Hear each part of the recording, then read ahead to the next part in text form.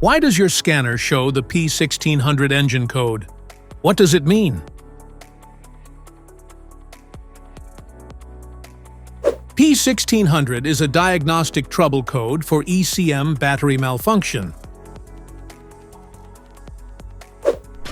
This engine code indicates a fault in the ECM battery, which means that the battery positive voltage is supplied to the ECM even when the ignition switch is off for use. Under this circumstance, stop driving and repair your vehicle immediately. So what causes this imbalance here are the most common culprits.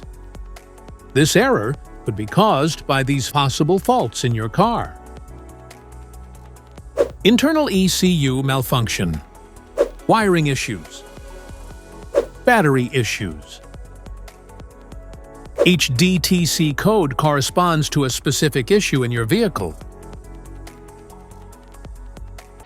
This error code can be found in many OBD2 vehicles, typically associated with Vauxhall Opel vehicles like the Astra, Zafira, and Meriva. If you want to fix this error code, let us know in the comments section. We will definitely make the video on your demand. If you like this video, don't forget to subscribe to our channel. Thanks for watching.